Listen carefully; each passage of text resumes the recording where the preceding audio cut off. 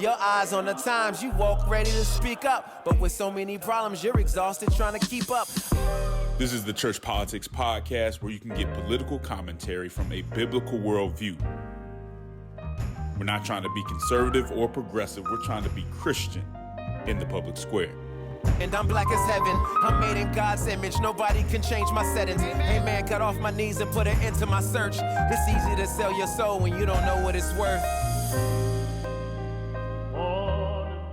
What you know, good and camp? You're listening to the And Campaign's Church Politics Podcast with Justin Giboney, a.k.a.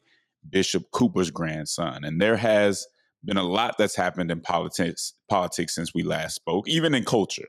I'm even hearing about, apparently there is some Netflix documentary about Jussie Smollett and the whole thing that went down in Chicago. And apparently, based on this documentary, some of you guys actually are starting to believe that Jussie Smollett was actually attacked by MAGA racists in Chicago, downtown Chicago, in the middle of basically a blizzard. And somehow through this documentary, people are starting to believe that. And I don't even think this is the power of propaganda. I think it's the power of wanting to hold on to a certain narrative. I think what this shows us is that people can actually believe this. It shows us that when we want to blame something on a certain group, or when we will always want to blame something on the system, we will find ways to do that. And I think this is a very good example of that. I was surprised, I think it was on Friday, when I started to see people actually say, oh, he was telling the truth the whole time. That's where we are kind of in our culture. Something else that's more important than that, though, and more serious than that is, I'm sure many of you have heard that President Trump actually did end up sending National Guard troops into D.C. And so there are troops kind of roaming around D.C. D.C.'s local government has sued the president over this action, basically saying that it's an abuse of power, that it's not something he should be doing. We'll see, where the courts come down on that. But he's basically responded by doubling down and saying, you know what, not only am I going to send troops to D.C., I'm going to have the Pentagon get ready to send troops to Chicago. And my problem with this, my critique of this, just like my critique of much of what the president has done, especially dealing with serious issues, is that this seems to be more performative than coming from an actual place of concern. Is this a serious issue? Yes. Is it being dealt with in a serious manner, or is it being used as kind of a, one of those culture war, put something out there to give your base some red meat instead of actually seriously caring about what's going on in these different places. So I think that two things can be true, right? Crime is a serious problem in many of our big cities, and many of our big cities have not shown that they are truly able to take care of it, right? I think that is true. And I'm not one of those people, because I do think there's a segment of the activist circles that will overlook these serious problems, again, in order to maintain a narrative. I'm not one of those people, because even though murder has gone down in a lot of these places, which is true, you're talking about going down from what was happening during COVID. Like, it's just coming down from what was happening in COVID. And we know those numbers got outrageous during those times. So I would be a little slow to say this is a huge win when we're actually dealing with, a level, when we were dealing with a level of violent crime that was just completely unacceptable. I would say it's still unacceptable and seriously needs to be dealt with. So that can be true. I'm not okay. And there's no narrative that I'm going to support that's going to overlook people being terrorized in their neighborhoods because I'm trying to make a certain group of people look better. It's not okay. So that can be true. It also can be true, just like I said, that Trump isn't approaching this in the right way, that going in and not working with the state government, not working with the local government, but just pushing yourselves into these places in this way can cause more trouble.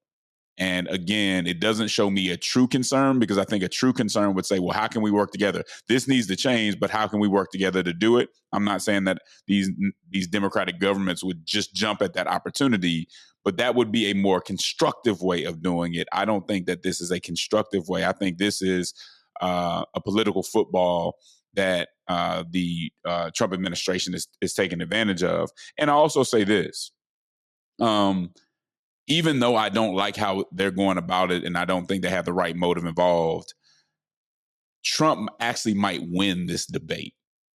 And here's why. I think outside of these big cities, which none of these big cities, voted for Trump in any significant way anyway, most people do view the crime in these cities as an issue.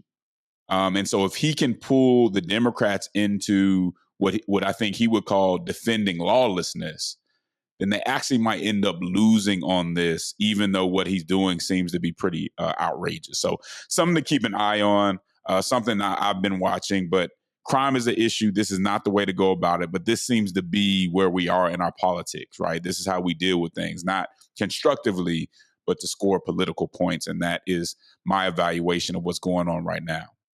Well, as always, guys, I want to give a shout out to all our patrons and supporters for supporting us in what we do and how we do it. You listen to the Church Politics Podcast because you want Christian-centered commentary that's coming from a biblical worldview. And that's always, as much as I can, trying to be intellectually honest, show you the best arguments on both sides, and move forward there. We are not here to promote any one particular narrative.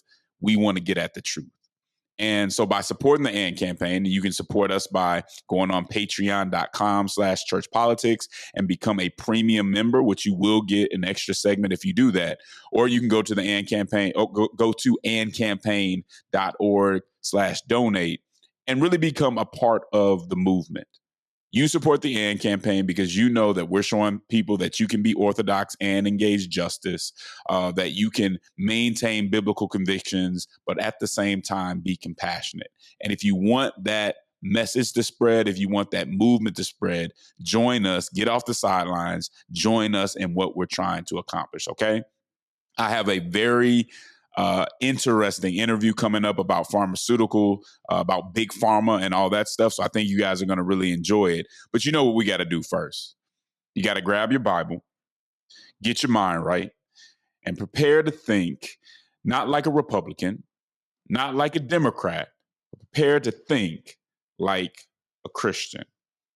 And I want to go to 1 John chapter 3, verse 17. 1 John chapter 3, verse 17, all right? And it says, if anyone has material possessions and sees a brother or sister in need, but has no pity on them, how can the love of God be in that person? All right? So that's our scripture, and I want to talk a little bit about big pharma and pharmaceuticals in general. And one of the reasons that this is important to me is because, and I may have mentioned this before, I had a cousin who died in part because he couldn't afford his medicine. I think that's an injustice in a country like this. And so I want to do what I can to kind of expose some of the things that are going on and how we can change it. So nobody else has to go through that, because I don't think it's necessary that anybody in this country will have to go through something like that. So I have a special guest for us today. She is Emily Lampkin. Emily Lampkin is a spokesperson for the Pharmaceutical Reform Alliance. And we're going to talk a little bit about how we can get involved and what's going on right now. Emily, thank you so much for joining me. You doing all right today? I'm great. Thanks for having me, Justin. Yeah, no, it's my pleasure. Tell me a little bit about the Pharmaceutical Reform Alliance and just your passion for this particular issue. What got you into this issue? So this was a perfect meeting. For years before I joined the Pharma Reform Alliance, I was passionate about this issue. I work with women all over this country and frankly all over this world. But when it comes to this country in particular and working with women, many of whom are moms, The one issue when they find out I'm from the Washington, D.C. area that they ask me about again and again, it's the cost of pharmaceuticals. One thing we know about moms, they will not make sacrifices when it comes to their children. They will find a way to make things work for their children. It is what's extraordinary about moms. And they really struggle to pay for their pharmaceuticals. And to your point about your cousin, it hangs over their head. And for years, I had the same frustration they did, which is why is there no sense of urgency in Washington, D.C. when it comes to this issue? We're not talking about pennies on the dollar. We're talking about significant portions of families' budget. And so we need to do something about this. So one way I'd like to lay out the problem is to explain a little bit of things that I assume a lot of your listeners will shake their head yes at, because their experience is the same as mine and same as many other families across this country. It's back to school time. We're talking about children. 3 quick examples. EpiPens. Many kids need an EpiPen. The price over the last few years has raised from $100 to $650 per EpiPen. And any mom will tell you, you need 2. You need one that stays on your child's body and the other that stays at school. That's an astronomical price for families. Second example is an asthma inhaler. Lots of kids need an asthma inhaler just to get through the days, to play sports. Do you know some European countries, similar in economy to the US, are paying 30 times less than us for an inhaler? And we will get to the why in a moment. And the third example I often use is ADHD medicine. About 1 in 10 American children are taking ADHD medicine. There has been a shortage now of ADHD medicine for years. And when a mom like me can actually find it, it's often at 2 or 3 times the cost it was just a few years ago. This is unsustainable. And as I said, there needs to be a sense of urgency.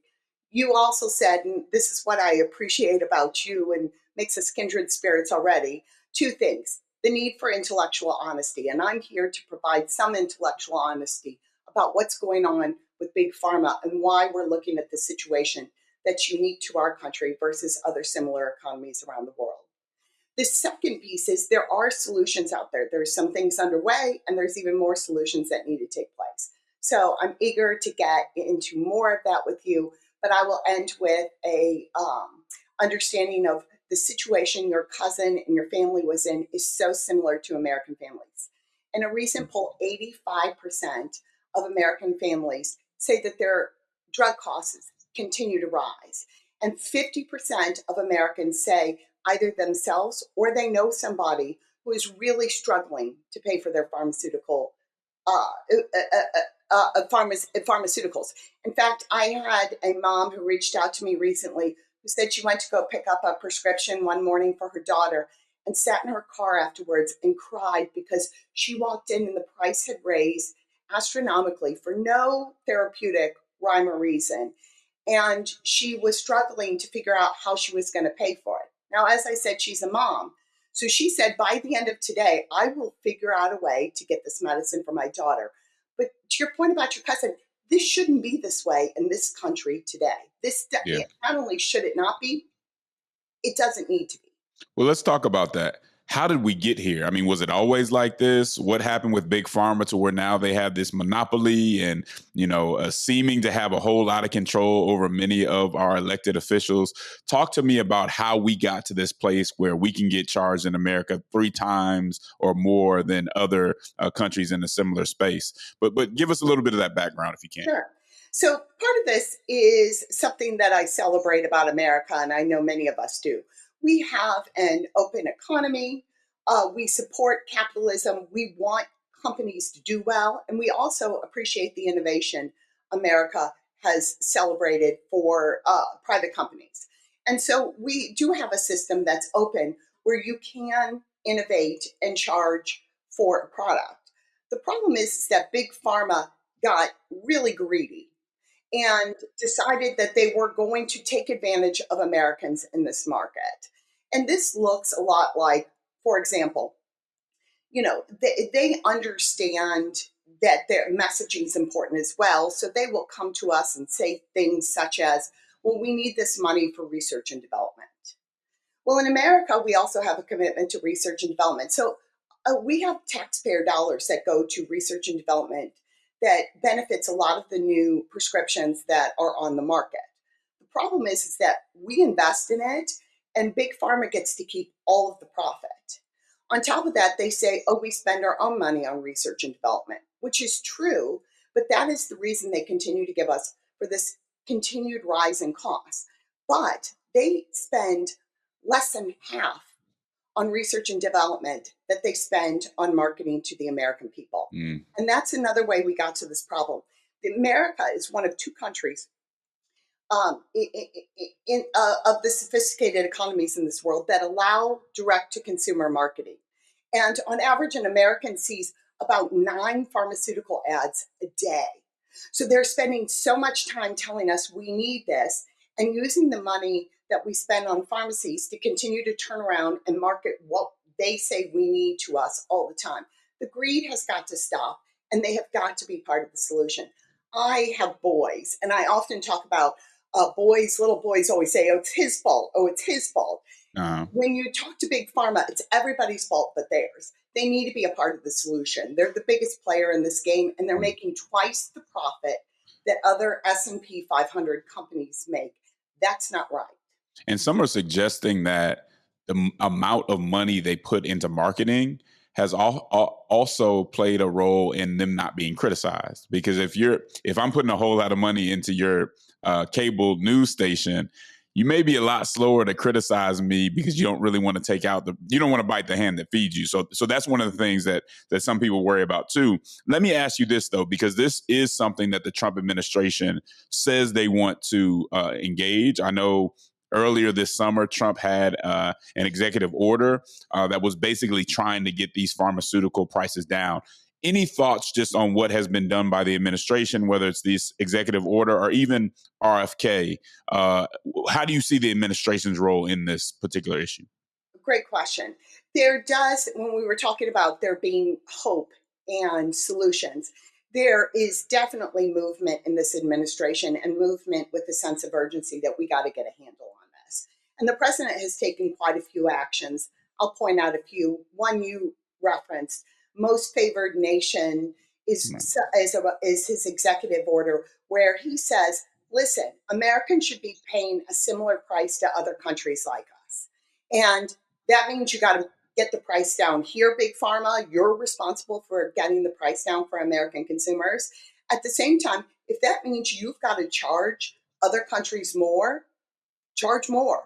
But there needs to be a solution here, and there needs to be some parity. It seems like for way too long, Big Pharma has put America last, and we need to start putting Americans first. Another action he has taken is to ask that we expedite bringing pharmaceutical plants to the United States. So he and RFK Jr. have implemented plans to make it easier to get to opening a plant in the U.S. so it's not so difficult. So we're not relying on places exclusively like China to bring us medication. He's also toyed with ideas such as tariffs for other countries. He's made it really clear over the summer that Big Pharma needs to do something about bringing pharmaceuticals to our country at a lower rate. Otherwise, he's going to be looking at tariffs because a lot of these pharmaceuticals, as I mentioned, the shortage on ADHD medicine can be made here in the United States, and that would help relieve some of the cost. Okay. No, that's really helpful. I can tell this is going to be a good conversation, folks. We will be right back on the Church Politics Podcast. Your eyes on the times, you walk ready to speak up. But with so many problems, you're exhausted trying to keep up. This is the Church Politics Podcast, where you can get political commentary from a biblical worldview. We're not trying to be conservative or progressive. We're trying to be Christian in the public square. And I'm black as heaven. I'm made in God's image. Nobody can change my settings. Hey man, got off my knees and put an end to my search. It's easy to sell your soul when you don't know what it's worth. And we are back on the Church Politics Podcast. I'm in the middle of an interview with Emily Lampkin, who is a spokesperson for the Pharmaceutical Reform Alliance. Okay, this is one of those issues that touches all of us, whether it's through our family or others. And even if it somehow doesn't touch us, we should care about whether or not our neighbor is able to afford something that sometimes is keeping them alive. And if it can be more affordable, if it should be more affordable, we should care about making it that way. All right. So let's get back into it, Emily.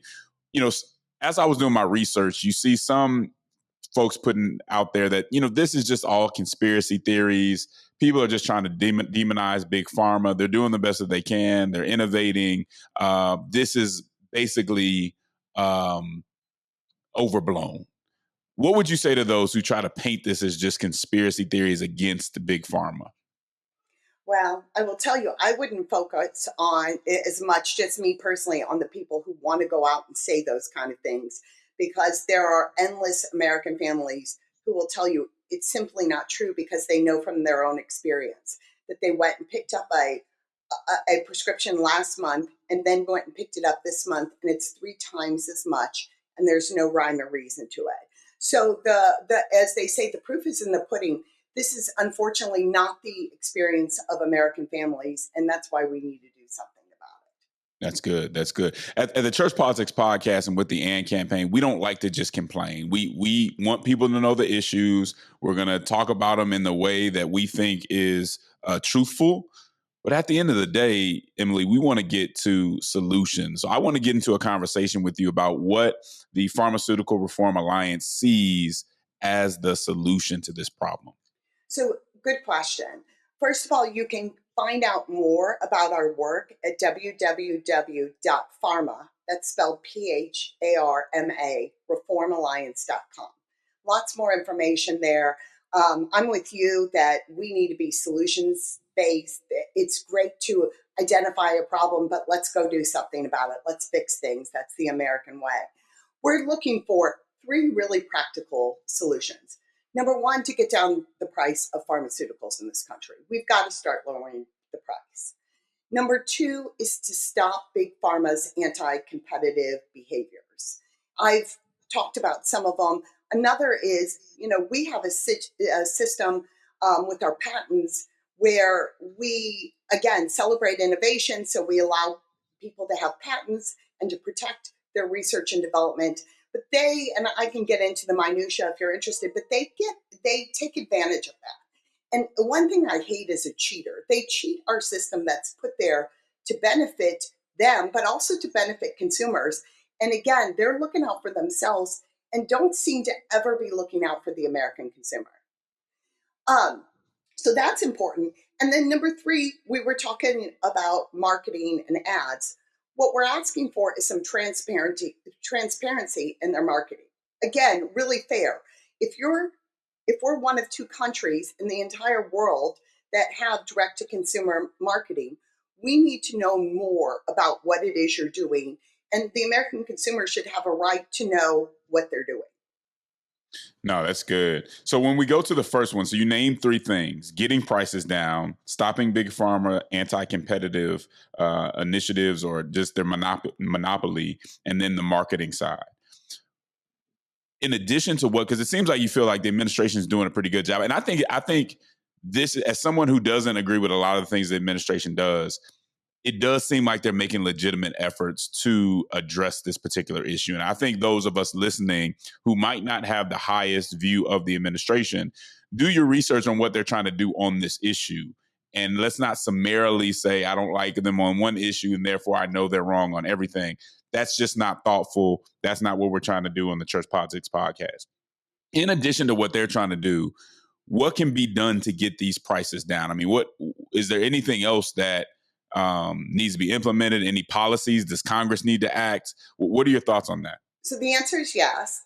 And I agree that we simply need solutions. And you can understand how important this problem is to needing a solution, because the advocates are across the board.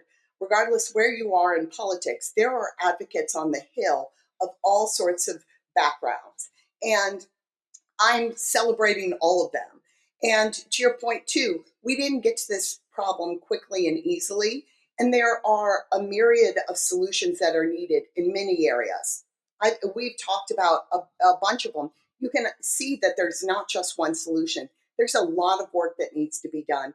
And there are congressional leaders who are taking all parts of that kind of opportunities to change the outcome of this problem. So we've got a lot of advocates out there, and we all know that we are in a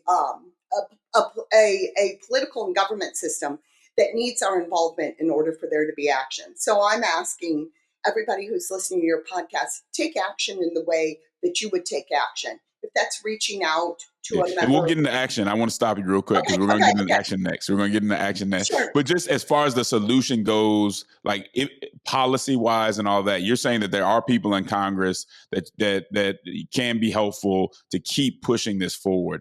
Anything specifically to the anti-competitive? Is this just a matter of enforcing the laws that are already on the book, or does there need to be more policies and legislation, put out there? So it's going to be a two-part solution. It is going to be legislation. There's going to be executive orders.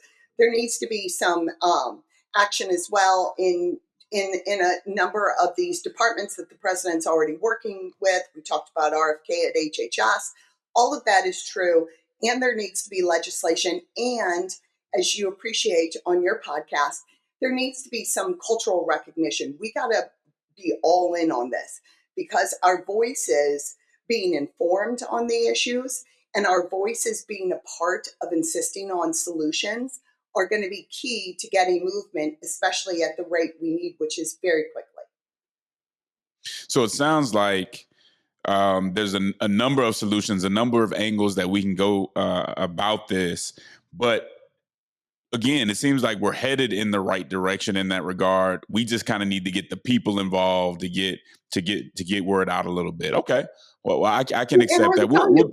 Justin, if we were having this conversation a year ago, I would say that we were close to the starting point. We are not close to the starting point now. There is movement but there needs to be even more.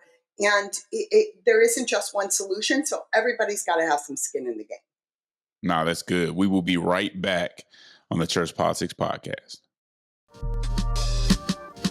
Your eyes on the times, you walk ready to speak up. But with so many problems, you're exhausted trying to keep up. This is the Church Politics Podcast, where you can get political commentary from a biblical worldview. We're not trying to be conservative or progressive. We're trying to be Christian in the public square. And I'm black as heaven. I'm made in God's image. Nobody can change my settings. Hey man, got off my knees and put an end to my search. It's easy to sell your soul when you don't know what it's worth. All right, we are back on the Church Politics Podcast. And again, I'm talking to Emily Lampkin from the Pharmaceutical Reform Alliance. And we are talking about how we can get those prices down for Americans. All right. One thing I noticed, Emily, when going to you guys' website and just learning more about you is you have a pretty interesting coalition that you're putting together, which involves faith groups. Can you talk to us about that coalition and the importance of diversity and bipartisanship in an effort like this? I want to share a bit about my background. I have worked in coalitions and public affairs in Washington my whole career. And one thing that has been true the whole time is in order to get action in Washington and make a difference, you do have to put together a strong coalition. And it must be a strong coalition of different people, different perspectives, all working toward the same solution. So that's one of the things I celebrate about the Pharmaceutical Reform Alliance, the interest in saying, hey, everybody is a part of the solution, and we need to bring in all sorts of different voices in order to be effective. The other important aspect of the Pharmaceutical Reform Alliance is we are not party-based. We are solution-based. So whoever's a part of the solution, we celebrate and want to be a part of our process. We also know that we've got to bring more and more people into it. I'm a part of a team that goes out and shares our message. That's why I'm here with you. And there's a team of us who are out talking to community leaders like you all over the country about the importance of our work. That's great. as I said before, even in our leading up to this conversation, the AND campaign is all about action. We have people listening. We have thousands of listeners listening in, and I know how they think. And what they're thinking right now is, how can I get involved? What can I do to be part of the action, to be part of the change? So if I'm just a person sitting at home right now, I'm not an elected official. I have a voice, I have a pen, I have a phone. What can I do to have an impact on this? Because again, this affects so many people's lives. And sometimes it seems like one of those things that's so far away that you just can't do anything to change it. Like it's so such a part of the establishment and intertwined in how things are done that can it really be changed? And so help them understand what they can do at home to start to have an impact on this and help the movement. Sure. Well, one of the points you just made, which is really critical, is I do think oftentimes all of us look at problems out there and say, it's too big for me. I'm like, what impact can I even make? You can make an impact here. And one of the most effective ways we can do this, and especially when I talk to women, is to tell our own stories. I think a lot of people are intimidated by getting involved, as am I, in issues at times, because I think, oh, I'm not smart enough not in terms of brain smarts, but I'm not smart enough on the issue. I don't know enough to make a call or to share this with people I know because I'm not as learned on the issue. Everybody in America is learned on this issue because we've all had our own experiences. We need to share our stories. And if it's sharing our stories, here's a way you can take action with either your elected officials and or just in your community. So many of us are community leaders. We may not see ourselves as that, but we are leaders among the people we interact with on a daily basis. Share your story. See, this is something I'm concerned about, and I am telling you why I'm concerned about it. I just told the story of that mom crying in her car. I hear these stories all the time. The one thing we can do is continue to share these stories. Many people do it on social media. Many people do it, again, with elected officials or people they interact with on a daily basis. Start sharing our stories and start saying, hey, I learned a little bit this morning, and here's what I know are some of the solutions out there. That's great. And as far as organizations, if somebody's an organizational leader, is yours a coalition that is growing, or how do you guys look at that? I mean, how are you trying to get as many people involved in this as possible? I'm so glad you have a podcast because you ask such terrific questions. If they're interested, go to our website, join our activity, reach out. If you're a community leader, it means you even have, or run a community organization, you even have more of an opportunity to share this with a wider audience and say, hey, this is something I am concerned about, and I recognize it affects everybody's daily life. No, that's good. Anything else, Emily, before we go that you would want people to know about the Pharmaceutical Reform Alliance or just this movement and initiative in general? I would have two final thoughts. Number one, if you're out there and you're frustrated and you're having a hard time, know that you're not alone. I think oftentimes we talk about these days about the loneliness of Americans and them thinking that they're the only one who's staring down a big problem. You are not alone. We are in this together. And if you want to be together with us, join us. Check out our website, www.pharmareformalliance.com. We're also on a lot of the social media platforms. So just join us and keep yourself informed on the social media platform of your choice. Thank you for that. Listen, folks, there are people sitting at home right now wondering how they're going to get the medicine to keep their child healthy, to keep themselves alive, wondering why these prices went up so high without any explanation. I want all of us to take a second to try to put ourselves in the place of that mother, of that elderly person, or whoever who should be able, because this doesn't have to happen, who should be able to get these pharmaceuticals at a reasonable price. But for all the reasons that we mentioned today, because of what's going on in our system, they can't. You have the ability to change that, to get involved, to speak up, to tell your story, to lift up the story of others so that people around you are educated and know that this is an issue and it's one that's within our sphere of influence. I want to thank Emily Lampkin for coming on. I want to thank the Pharmaceutical Reform Alliance for all that they're doing. And I want to encourage you and challenge you to get involved and say something. Be a part of the solution. And Camp, you know what it is. There is a cross that neither political conservatism nor progressivism is fit to bear. There's a civic hearing in need of faithful witnesses who love social justice, but won't surrender the truth to be loved by the world. Politic with the boldness and compassion of Jesus Christ. Until next time, Ann Camp, I'll holler at you. Your eyes on the times, you walk ready to speak up. But with so many problems, you're exhausted trying to keep up. This is the Church Politics Podcast, where you can get political commentary from a biblical worldview. We're not trying to be conservative or progressive. We're trying to be Christian in the public square. And I'm black as heaven. I'm made in God's image. Nobody can change my settings. Amen. Got off my knees and put an end to my search. It's easy to sell your soul when you don't know what it's worth.